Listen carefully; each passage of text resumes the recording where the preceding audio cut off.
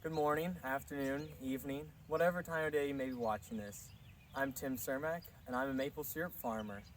You may know me more as a mechanical engineering student at Dayton, but this is really what I do most of my time, especially when I'm home on breaks.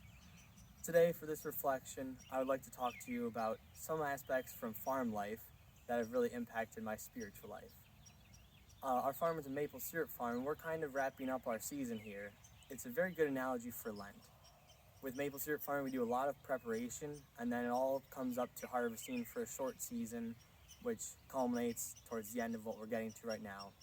In Lent, you have a season of preparation for one of the greatest aspects of our faith, the resurrection. So we do a lot of work getting ready for that.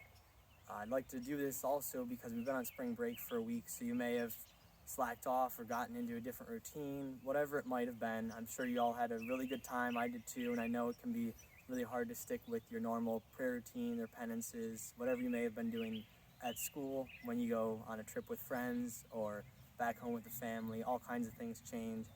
So as we come back, it can be nice to re-examine that.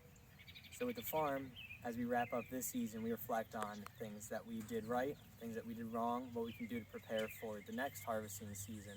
It's very similar to how we do Lent, and it's just finishing up a little bit earlier. Another aspect is maple trees, they're what we get our crop from, so we need to take really good care of them. One thing we do on the farm is selective harvesting to sustainably keep our woods growing. It's very similar to what we're doing in Lent, where we're selectively taking out things in our lives that aren't necessarily bad in themselves, but the overabundance, the overcrowding, like in a forest, can choke out the good and bad things in life because it's overcrowded.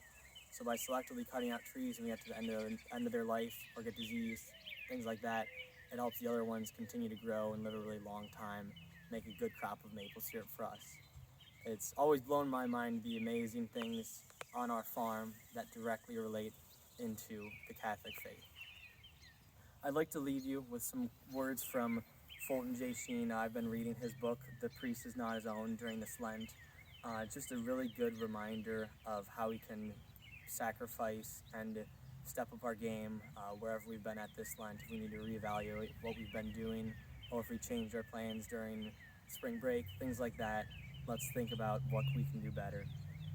So he says, could it be that one reason for the fewness of vocations is our failure to stress sacrifice? The young have a sense of victimhood which we underestimate. They want a mission, a challenge. When we use commercial techniques in our vocation literature, do not the hearts of the young spurn our distance from the cross? Do we not recruit fruits of propaganda rather than fruits worthy of penance? As we continue, have a great Lent.